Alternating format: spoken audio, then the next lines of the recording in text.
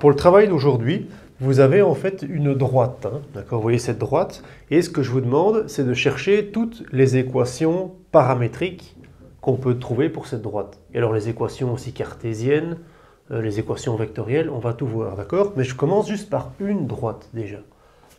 Oui, rappelez-vous qu'une équation paramétrique, c'est toujours deux choses, hein. Il y a deux choses que vous devez avoir en tête. C'est toujours un point et un vecteur directeur, d'accord? Donc vous regardez bien ici. Alors on dit les équations paramétriques parce que il y a toujours un système avec deux équations à donner, d'accord? Vicomte, je t'écoute. X égale, Y égale, et tu nous dis moins 1, plus K plus 2K. Ok, plus K et plus 2K. Ok. Marquise, je t'écoute. Tu nous dis 0,1. 0,1. Et tu nous dis quoi? Plus 2K et plus 4K. Ok. Présidente, tu nous dis XY. Ok. Et tu nous dis 1, 3. 1, 3. Et tu nous dis moins K et moins 2K. Ok. Baron, je t'écoute. Tu nous dis 9, 19. Ok. 9, 19 plus K plus 2K. D'accord? Baronne, oui. Tu nous dis quoi? X, Y. Et tu nous dis 13 et 20 plus 2K et plus 4K. Ok.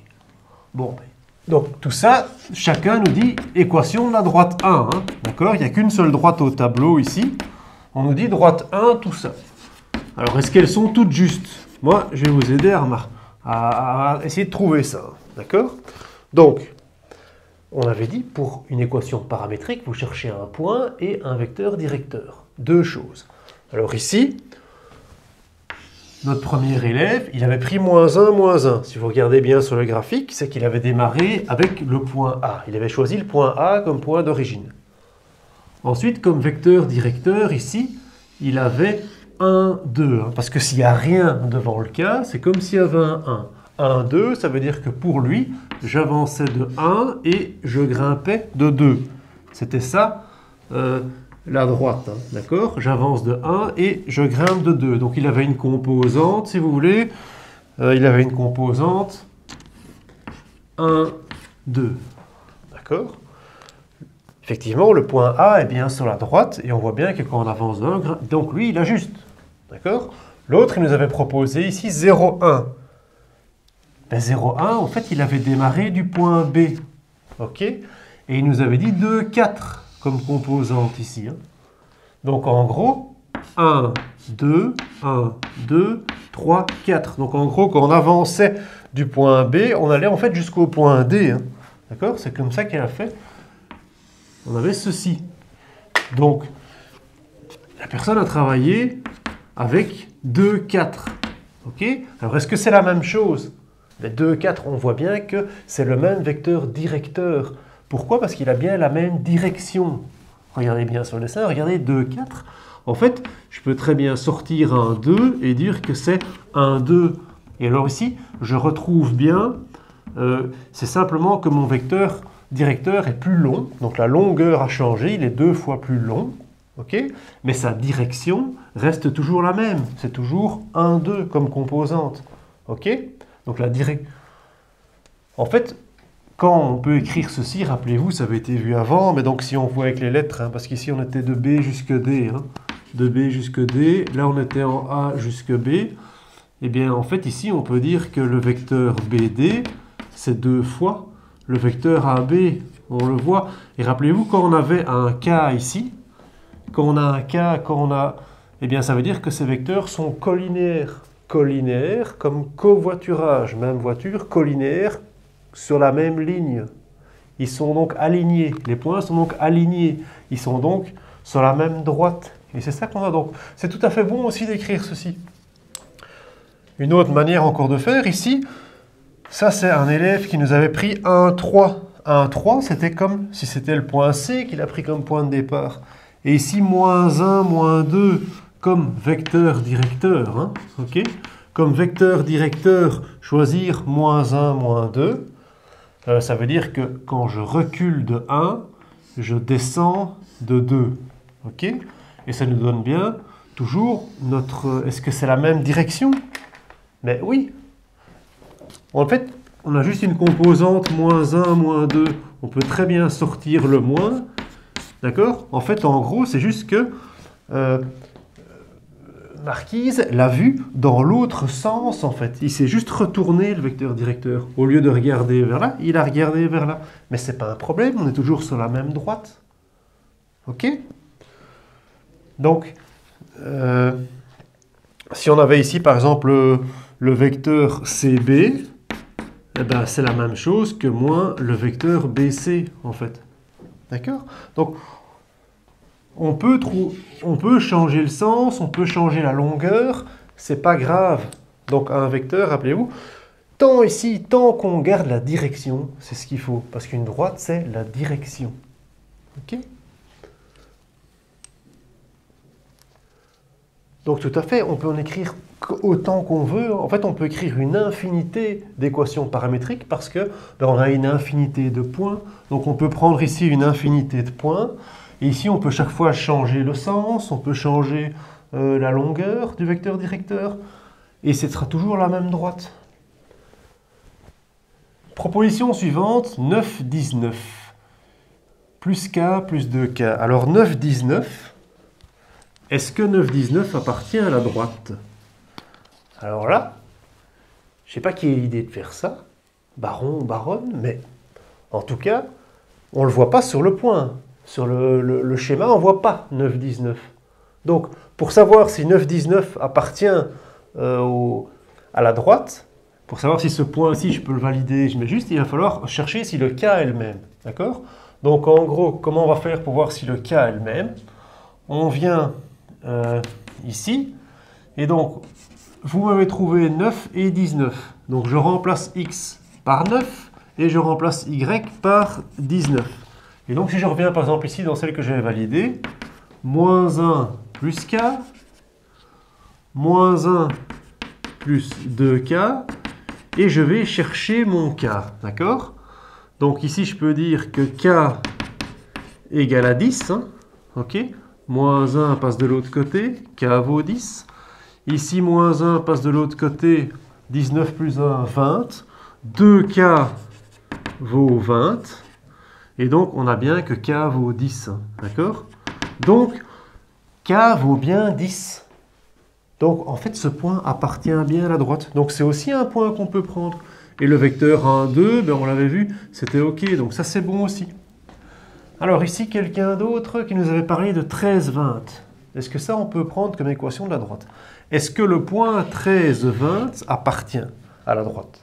Pour ça, regardons si il existe un cas qui nous permet... S'il existe un cas, une même valeur de k pour chacun, et alors le point appartiendra à la droite. OK? Donc, allons-y. 13 égale... Donc je remplace ça ici. 13 moins 1 plus k. Moins 1 plus k. 20 moins 1 plus... On avait 2k et ici 4k. Oups. Alors, moins 1 passe de l'autre côté. Ça fait 14. Donc 2k est égal à 14.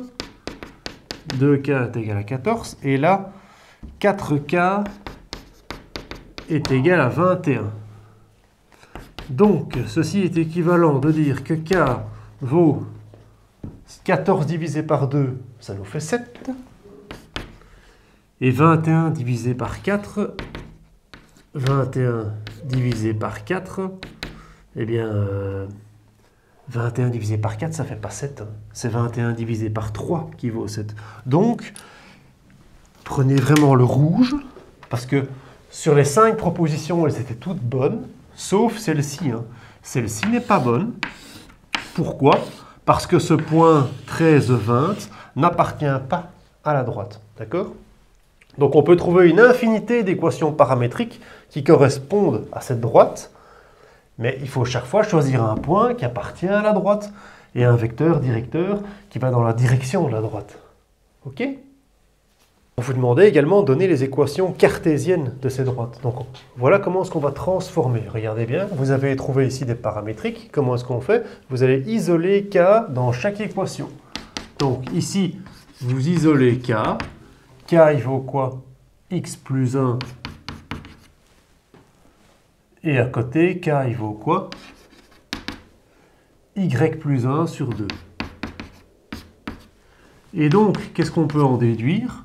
Eh bien que X plus 1 égale Y plus 1 sur 2. Donc en fait, on a isolé le paramètre K et puis on l'a supprimé. D'accord? Et ceci, voilà, en voilà une. Si on fait l'autre. Vicomte, je t'écoute. K est égal X sur 2, tout à fait. Baronne, je t'écoute. K est égal Y-1 sur 4, tout à fait. Et donc on peut en déduire que X demi égale Y-1 sur 4. Ok, on a bien supprimé notre paramètre K. Marquise, je t'écoute. K est égal X-1 sur moins 1. Très important, hein? Sur moins 1. Et c'est là qu'il ne faut pas se tromper. Hein? K est égal, Vicomte, Y-3, Y-3 sur moins 2. Sur moins 2, hein? Ok? Donc, qu'est-ce que je peux en déduire? Que X-1 sur moins 1 égale à Y-3 sur moins 2. Alors, on va vérifier si elles sont bien toutes justes. Mais donc, ceci, ce sont des équations cartésiennes de la seule droite qu'on a vue. Hein. Il n'y en a pas d'autres. Pourtant, elles sont différentes, mais c'est la même droite. On pourrait aussi en écrire une infinité, puisqu'ici, on a pu en écrire une infinité. Alors, dans vos formules, rappelez-vous donc ici, en fait, en gros, c'est comme si c'est sur 1. Le plus, on peut transformer en moins, moins. Hein. Donc, on venait toujours regarder, c'était x moins quelque chose. Hein. Y moins quelque chose. Le plus, on est d'accord que c'est moins, moins 1. Donc, est-ce que ça passe bien par le point moins 1, moins 1? Ben oui, on a vu que le point moins 1, moins 1, il appartenait. Est-ce que le vecteur, les composantes, c'est bien 1 et 2, le vecteur directeur? Ben oui. 1 pour la composante en x, 2 pour la composante en y. Ici, moins rien du tout. Donc là, c'est 0 et 1. Est-ce que ça passait par le point 0, 1? Ben oui, regardez le point 0, 1. On l'avait. La composante 2, 4. Ben oui, c'est un multiple de 1, 2, mais c'est la même direction. Ici, est-ce que ça passe bien par le point 1, 3? Ben oui, le point 1, 3. Et les composantes moins 1, moins 2? Ben oui, c'est juste que le sens, on avait changé le sens, le vecteur s'était retourné, mais c'est bien la même direction. Ok. On vous demandait également la forme implicite et la forme explicite de la cartésienne. Donc, où? Donc, en gros, ceci, c'était les équations paramétriques. Ici, les équations cartésiennes. Et on peut aussi l'exprimer sous la forme implicite ou explicite. Comment est-ce qu'on fait pour l'implicite? Eh bien, on va faire le produit des moyens qui est égal au produit des extrêmes. D'accord? Donc, on va faire 2 multiplié par x plus 1 égale à 1 multiplié par y plus 1. D'accord? Donc, ça nous fait quoi? Ça nous fait 2x plus 2 égale à y plus 1, ce qui nous fait 2x moins y plus 1 égale à 0. Ok? Ça, c'est donc la forme implicite. Et alors, Vicomte, si je veux la forme explicite, j'isole y tout seul. Donc, y égale à quoi? 2x plus 1. Voilà. Ceci, c'est la forme explicite. Alors, on essaye pour l'autre à côté. Forme implicite, explicite. Baronne, je t'écoute. 4x égale 2 multiplié par y moins 1. Tout à fait. Donc, 4x égale 2y moins 2. Donc, 4x moins 2y plus 2 égale à 0. Ok. On ne peut pas simplifier ça, Marquise? Eh oui. On peut tout simplifier par 2 hein, ici. Donc ça nous fait 2x moins y plus 1 égale à 0. Ok. Forme explicite, vicomte. On isole y tout seul. Y égale 2x plus 1. Ok. Forme explicite, forme implicite. Ici à côté, présidente, moins 2 multiplié par x moins 1 égale moins 1 multiplié par y moins 3. Je distribue. Moins 2x plus 2 égale à moins y plus 3. Je fais tout passer à gauche.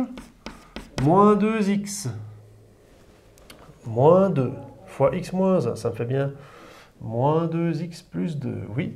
Moins y plus 3, tout à fait. Moins 2x plus y moins 1 égale à 0. Alors, si je veux maintenant le mettre sous la forme explicite, vicomte, y, j'isole y tout seul, donc moins 2x devient 2x plus 1. Et qu'est-ce que vous remarquez ici? C'est quoi le truc qui est quand même impressionnant? On arrive toujours à la même explicite. L'explicite est toujours la même. Toujours. Et l'implicite, est-ce que c'est pas toujours la même aussi? 2x moins 1 plus 1, 2x moins 1 plus 1, moins 2x plus 1 plus y moins 1. Ah ben écoutez, regardez, c'est facile de la transformer. On n'a qu'à simplement multiplier par moins 1 de chaque côté. Je peux multiplier par moins 1, je peux multiplier par moins 1. Je peux multiplier par moins 1 chaque membre de l'égalité sans la changer. Du coup, je peux écrire que c'est la même chose que 2x moins y plus 1 est égal à 0. Donc, dans cette vidéo, vous aviez une droite. On a cherché toutes des manières d'écrire des paramétriques. On peut en écrire une infinité. Et des cartésiennes aussi. Mais toujours, à la fin, on arrive à la même implicite et la même explicite. On vous demandait aussi de noter des équations vectorielles de droite. On va encore donner quelques exemples d'équations vectorielles. On avait les paramétriques, les cartésiennes, mais les vectorielles. En fait, une équation vectorielle de droite, voilà le schéma que vous avez. Ici, j'ai représenté un peu la droite. Mais vous n'avez qu'à inventer un point P de cette droite, n'importe quel point qui pourrait être P, qui aurait une coordonnée XY. D'accord? Eh bien, vous n'avez qu'à dire que P appartient à D1 à condition qu'il existe un cas appartenant au réel où on observe que